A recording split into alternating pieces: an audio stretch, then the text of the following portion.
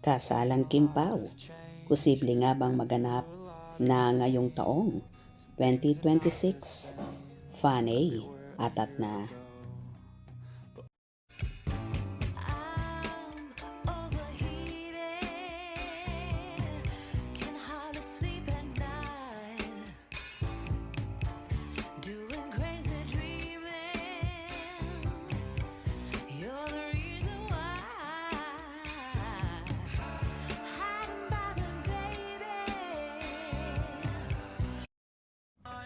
Pinananabikan na ng tagahanga ang muling pagbabalik ng hottest love team ng Kapamilya Network. Walang iba kundi si Kim Chiu at Paolo Avellino, or mas kilala sa tawag na Kim Pao Tandem. Halos lahat nga ay nakabang sa muling pagpaparamdam ng dalawa sa SOCMED. Mahigit 2 linggo ring nawala ang dalawa na ang bali-balita ay nasa Norway nag-celebrate ng Pasko at New Year. Na sila lang daw dalawa ang magkasama ayon sa isang fan na nakakita sa Magsing Irog. Walang ibang love team ang kasalukuyang gumagawa ng matinding ingay at nagbibigay ng walang humpay na kilig sa mga manonood kundi ang tambalang Kim Chiu at Paolo Avellino.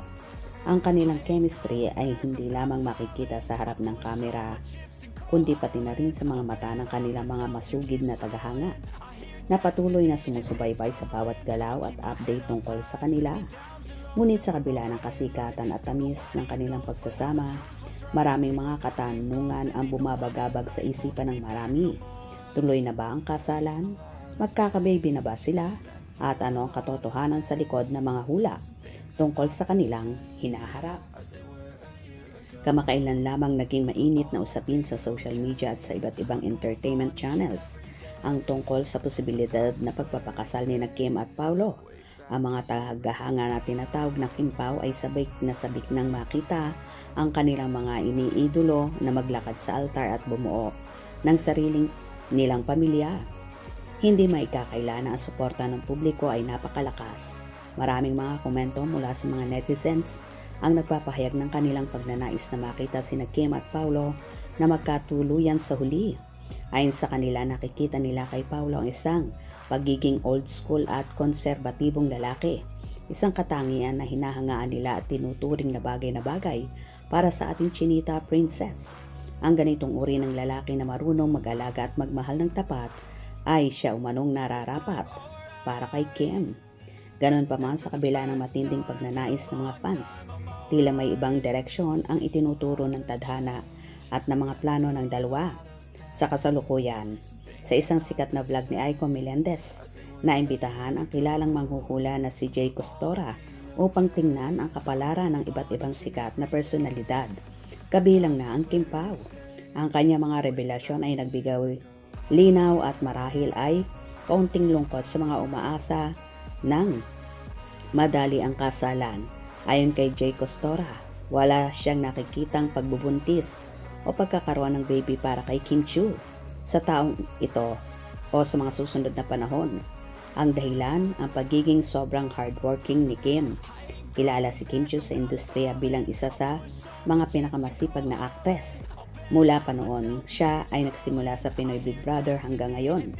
Hindi tumigil si Kim sa pagpapayaman ng kanyang talento at pagtanggap ng mga proyekto. Ayon sa hula, ang focus ni Kim sa ngayon ay mananatili sa kanyang karir.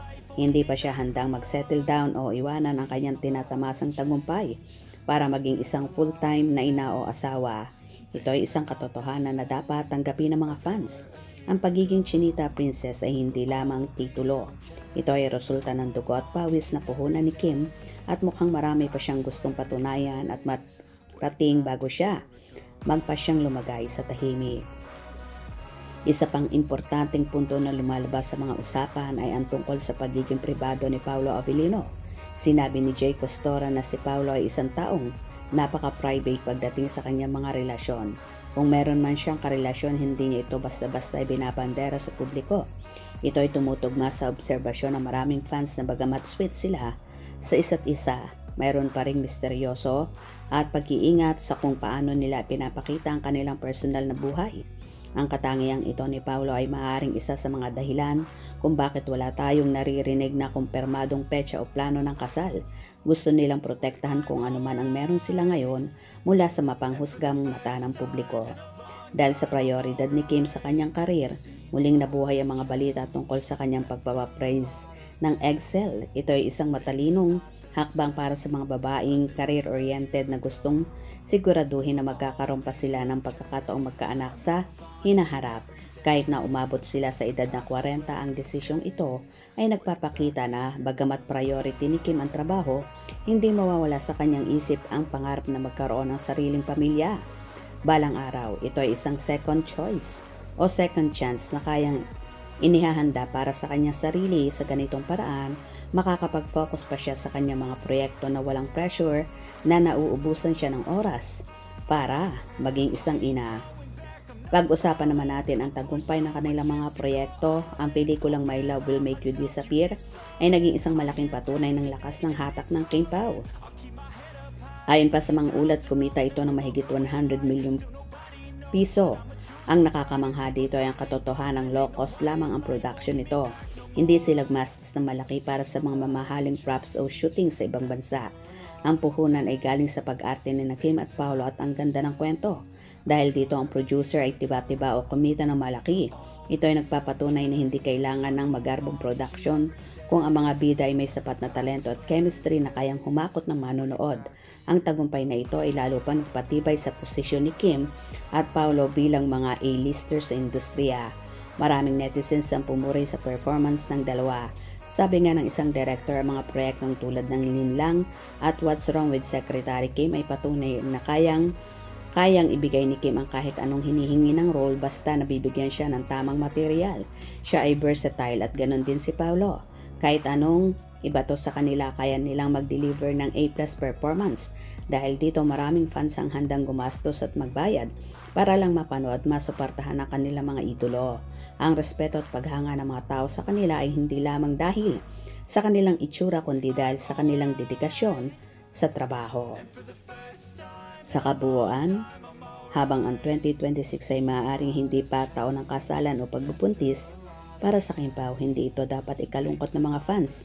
Ang nakikita natin ay dalawang individual na nagmamahalan, ngunit parehong may respeto sa kanilang pangarap at karir. Si Kim ay patuloy na lumilipad ng mataas sa kanyang karera habang si Paolo ay nananatiling matatag na sandalan at pribadong kapareha. Ang pagmamahalan nila ay hindi sinusukat sa bilis ng pagpapakasal kundi sa kung paano nila sinusuportahan ang isa't isa sa pag-abot ng kanilang mga mithiin. Malay natin baka sa 2027 o sa mga susunod na taon, kapag handa ng lahat at naramdaman na nilang nakuha na nila ang kanilang mga goals sa showbiz, ay doon na natin marinig ang inaabangan na wedding bells. Sa ngayon, sapat na para sa mga fans na makita silang masaya, matagumpay at magkasama. Ang mahalaga ay ang kanilang kaligayahan at ang patuloy na pagbibigay nila ng inspirasyon sa marami. Patuloy tayong mag-abang at sumuporta sa Kim Pao dahil sigurado marami pa silang sorpresang ihandog sa atin sa mga darating na panahon. Ang love story nila ay hindi minamadali. Ito ay dahan-dahang binubuo para maging matibay at panghabang buhay. Kaya abang-abang tayo dahil for sure, marami pang maiinit na kaganapan sa Kim Pao ang magaganap. Hope you enjoyed. Please subscribe for more info.